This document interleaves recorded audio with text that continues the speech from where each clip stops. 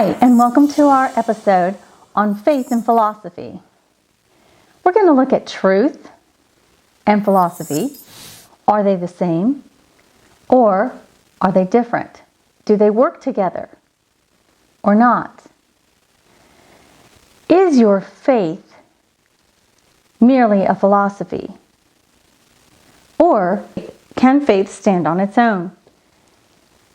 We're going to take a look at that and many other things today. We want to look at what is philosophy.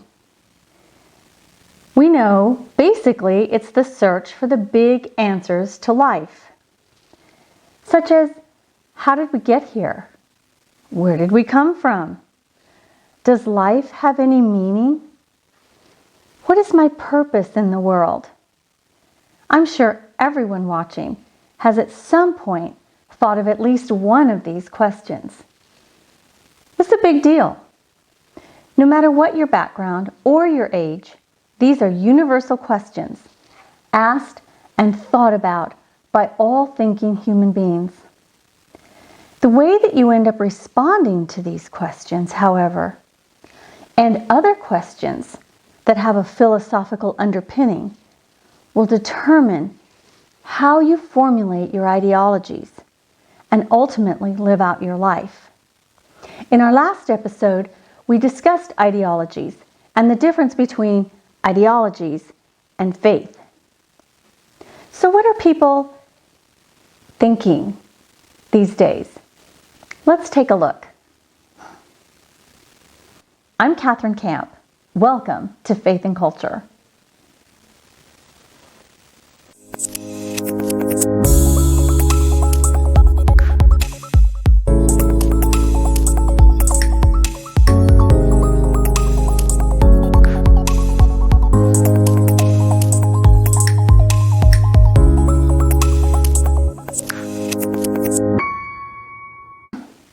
So exactly, what is philosophy? And I think philosophy, if I'm correct, is looking into the why behind how the world functions and the nature of truth is in reality. And so I would define philosophy for me personally as, how the world works. I believe in absolute truth, and so I'm not a postmodernist. And so hence, I believe that there's a way that's truthful, or at least a way in reality that plays itself out correctly. And so my philosophy would be how I view what is correct. And obviously that can be right, that can be wrong, depending on different topics or areas. But I think that's what philosophy is. And I think most people have their own philosophy, or at least philosophy that they have inherited through religion, through experience. And so everybody has a different view of how the world is. And some people have the view that the world has no meaning. And so philosophy is one of those things, it's so different. And I guess if you're a nerd like me, you're really interested in how the world works and philosophy. But yeah, I think that's what philosophy means. I guess I would say I define philosophy as just kind of how you look at the world, the way you think about things, what you believe the world is, whether you're looking at it from a religious standpoint, or you're looking at it from a scientific standpoint, or a mesh of both. It's kind of how I would say philosophy is how you view the world in a moral sense, as well as in a physical sense, what is the world actually made of, and how you see everything to be and exist. One definition for philosophy is thinking critically about questions that matter. Philosophical thoughts inevitably lead us to the metaphysical. Whether it is sophisticated thinking or not, everyone has some form of philosophical beliefs. At the base level, some philosophical conclusions are not well thought out and carry inconsistencies that will eventually reveal contradictions in thought and practice. Unfortunately, this happens more often than not in the United States. And that is because of the way we were taught in school. In episode 3, I talked about ideologies. Is philosophy the same as an ideology, or do they work together? It is tempting to use the terms ideology and philosophy interchangeably, but they are not the same. There is a difference between ideology and philosophy. Ideologies are brought about by the things that we think, that we're exposed to, our ideas, sometimes wishful thinking. Most of the times wishful thinking. For instance, thinking that we can have a utopia if we just force everyone to think the same. Won't work. That's an ideology. Philosophical beliefs will even determine how we define terms and concepts. So how you define tolerance, for instance. It used to be that we were taught to be tolerant of other beliefs, other faiths, people from different cultures, because everyone had different experiences in life. But now, tolerance has turned to something very ugly. And it's either, I will tolerate you, of course I'm tolerant, but only if you agree with me, and otherwise I'm going to shove it down your throat. And that's the culture we're living in today, which is very dangerous.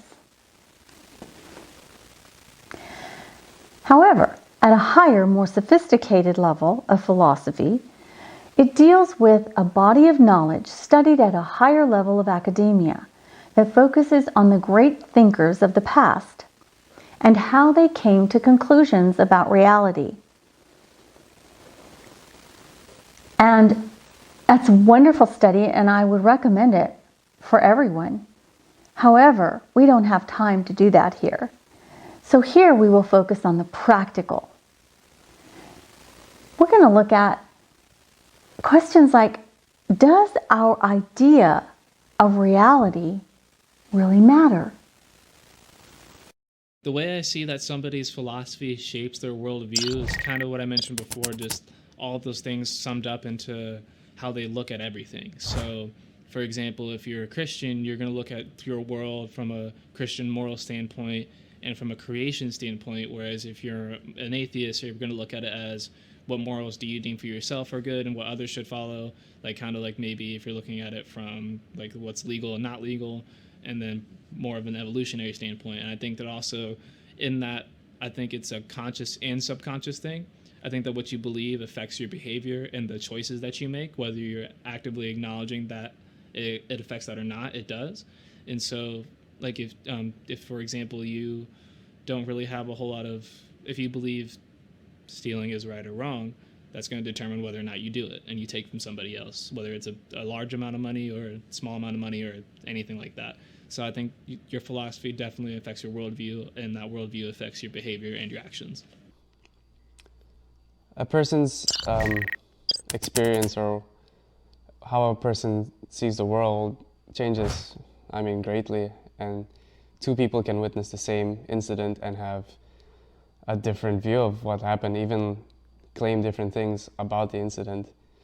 And I guess that's just like the subjective human mind and how we view things. So I think that a lot of times people struggle with that idea of truth. And so philosophy can definitely shape how you view the world or how the world is. And I think it has, philosophy shapes everybody's worldview to a degree. And if you're more of a, I would say like a Marxist, post-modernist, philosophical minded person, then you would see that, everything's based on power, and, there's the oppressed and the oppressors, and there's this dynamic that plays itself out. And so I guess like every interpretation has some truth in it for sure. And so like that's the interpretation that a Marxist or a postmodernist would have. And well, postmodernists, their worldview is that nothing has meaning, which is interesting. And so it really does shape how you view the world, and the consequences of philosophy are, I would say, really, really big. For those who don't believe in absolute truth, reality may not matter. It's easy to say some groups are just ideas until they punch you in the face. It should go without saying our own conclusions about reality will determine how we come to hold the values that we begin to live by. Our understanding of knowledge also plays a role in the study of philosophy, as we seek to learn how we know what we know. This is a study called epistemology. This is the study of knowledge and how humans gather knowledge. At a more professional level, philosophy is defined as delving further into epistemology and understanding better how to build on the thought process of the great thinkers of the past, using tools to defend conclusions about reality, about values, and about knowledge. So whether we acknowledge it or not, philosophy is embedded in all facets of life. How we think, our ethics, our morals. This includes the search for truth. What is truth? We know that truth must comport to reality. Aletheia, as Socrates would put it, as it would be in the Greek times. Our focus in this series is on faith, which would eventually tie theology to philosophy and the things of God. But is the Christian faith tied to one's personal philosophy of who God is, or who He is not? If there is an ultimate being, He would represent the absolute truth, as He would represent the Creator of all things. So I ask again, is the Christian faith founded on one's personal philosophy of who God is, or who He is not? So I do think that there is a difference between someone's individual philosophy and what truth actually is. I think those two things can be lined up, definitely, but at the end of the day, they are two separate things. So what I mean is that truth is always truth, no matter what. Truth is objective. It's an objective thing. Whereas somebody's individual philosophy, you can actually trade out the word philosophy for opinion. What they think of the world is how I would define it. So no matter what someone thinks of the world, it doesn't change what truth is. It can be, what someone thinks of the world can be the same as that truth, whether it's Christianity or some other religion, but that doesn't change what truth actually is. For example, 2 plus 2 is 4. I could think 2 plus 2 is 6, but that doesn't make me right. But that's my opinion, so that's my own individual philosophy. But we all know that 2 plus 2 is 4, so that's what truth objectively is. So no matter what, truth is not a relative thing, whether even though we have all these different religions, just because we have different opinions about these things doesn't make any one of them actually true. Truth is what makes it real. And whatever we find out that to be in life, before or after death, is what will stand as firm and stand as the thing that's objective, is objective truth. There is no way around it. But the way that one comes to a conclusion of the things of God is through a philosophical understanding, making the impact of philosophy on theology of great interest to those of us who see the importance of reaching others for Christ. It's greatly important. What is someone's philosophy? How do they see God?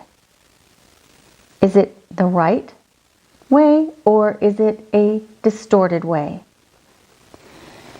There was a time when intellectuals believed that theology was considered the king of the sciences. And theology was necessary to understand the world around us. And that philosophy was needed to work alongside of theological understandings. There was a paradigm shift that took place, however, during the Enlightenment period, and it reversed this understanding. And it was philosophy that began to drive westernized thought, and theology was forced into the shadows. Many people were turned off by religion because of all of the religious wars and what went on during the Reformation. But it needed to go on because the truth was being distorted. Should you stick to your philosophy even though it might offend and hurt people, or should you maintain the peace whilst that may cause you to sacrifice some of your values? That's a tricky one, especially in like Christianity, where your values of have like be at peace with every man, and but then again you have what you believe is true, that Jesus is the only way to salvation, that there is one God. And so I think that's a tricky question. I think practically I would say you got to choose what you want to fight for. I think there are some core beliefs, there are some things that are really important in the world, some really important views of philosophy, and I would say that those core beliefs need to be upheld no matter what, and those core beliefs are worth causing unrest, they're worth, breaking the peace, because if you take those out, I believe the world crumbles, and everybody has different views of what the core of truth is, the core beliefs of truth are. So I think it's definitely important to keep the peace with people, but at the same time, I don't think you should necessarily sacrifice your core values and the core philosophy of what you believe. If something is proven to be more true than what you believe in, then you have to go with what that truth is. Again, truth is objective. But at the same time, if you know something to be absolutely true, and it's been proven to be true in your life and your life experiences, and with facts that you're able to back it up with, then you can't sacrifice your philosophy in order to make other people happy. Philosophy will tend to determine how the sciences are interpreted, as the theological sciences have basically been pushed off the stage of academia. There was a time when there were departments of theology. Now it's departments of religion.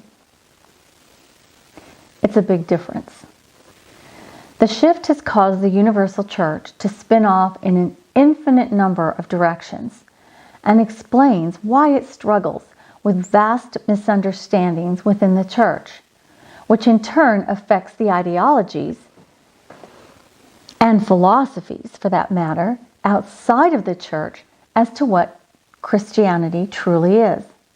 There is a lot of confusion.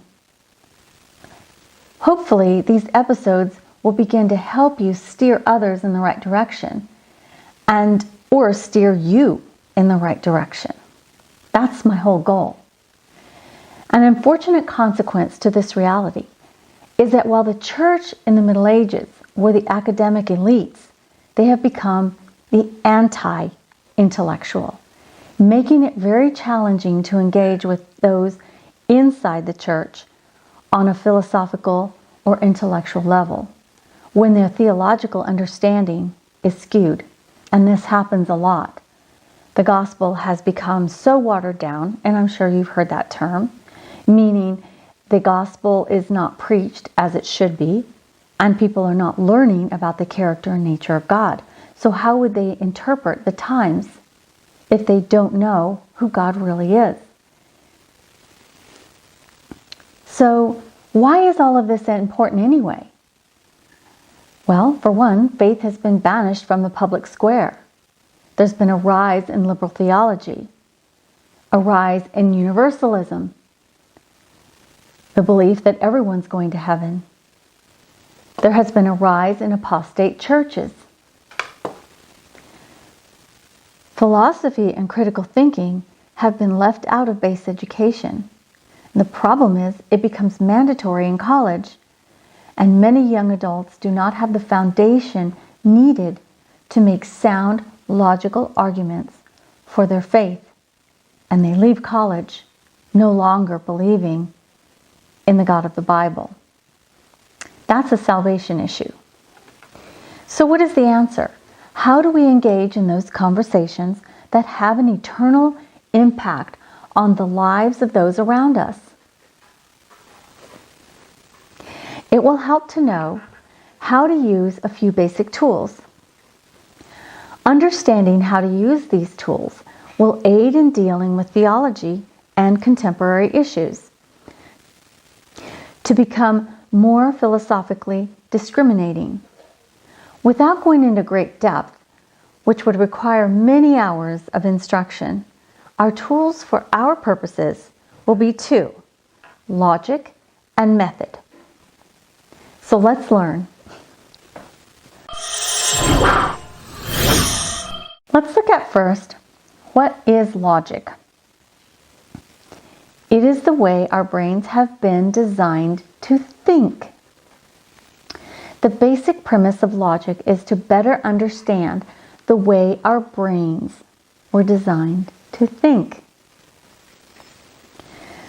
Understand that if God does not exist, and we all only exist due to random mutations over billions of years, which even science cannot explain the necessary amount of time that it would take to even have one simple mutation at the basic cellular level happen, much less at a macro level, then there would be no logical thought processes, and our thoughts would resemble the random nature of how we came into existence. Organization does not come from randomness. Organization comes from well thought out processes, logical processes. If everything were random, knowledge would not be possible because our thoughts would not resemble any sort of order. In order for communication to take place, statements must be coherent. I hope what I'm saying to you is coherent. Otherwise, nothing I'm saying will make sense to you. There are basic laws of thought in order to make sure that what we're saying is coherent. 3 of these are the law of identity, the law of non-contradiction, and the law of the excluded middle. Let's look at the law of identity. Something is what it is and nothing else. For instance, H, the letter H, is H. It is not F. It is not Z. It is not Q. It is H. All things have qualities that can be described and are qualities that set them apart from all other things. You have a fingerprint. It sets you apart. You have a specific DNA. It sets you apart. The fact is that without these specific qualities, things could not be identified. That's just the way it is. That's one of the laws of thought that belongs to the category of logic. For instance, even forensics, when there's been a homicide, what do? They take samples to look for DNA and fingerprints. And now some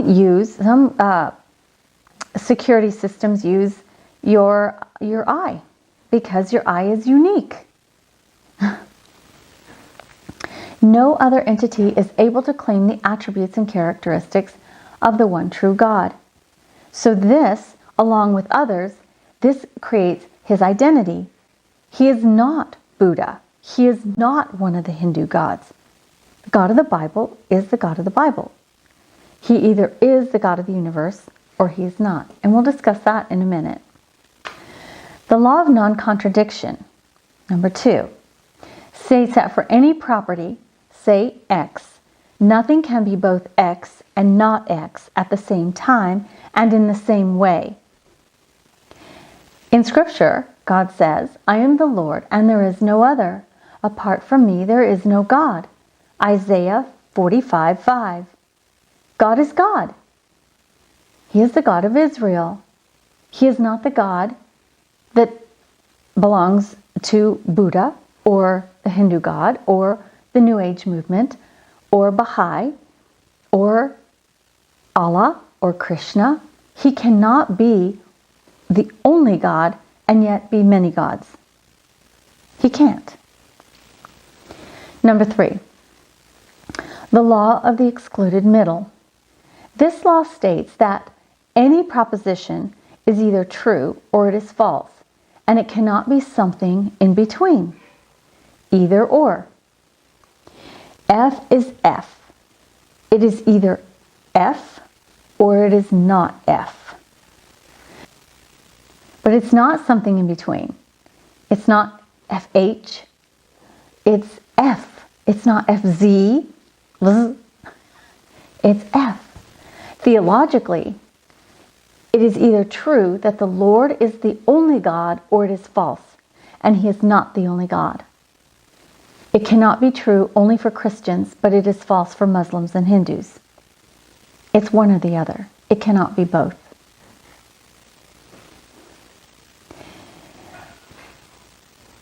I think that's a lot to handle today. I hope that you run through this again and maybe write some of these things down. Logic is not taught as part of the basic curriculum in our schools today, which it's a shame, and I think it hurts us intellectually, especially in the matter of discourse with each other. And it even helps your listening skills. You listen for logical thought. And this is something, as a Christian, as an ambassador for Christ, it's very important to train yourself to listen for logic, because you will hear people with their worldviews that contradict themselves in their thought process. And it's important for us to ask questions when this happens to help people to realize they're going down the wrong path.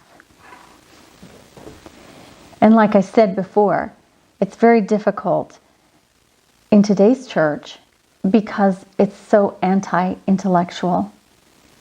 And so we have to always ask God to help us to get through to those brothers and sisters in Christ so that they do not represent God in the wrong way to others and damage somebody else's faith walk. Until then, check out my book, Under Investigation. This will really help you. It's a workbook designed to help people explain to others and to understand ourselves critical thinking and what went into identifying the Bible as an authoritative book, theologically and literarily. I hope you'll check it out on my website. See you next time.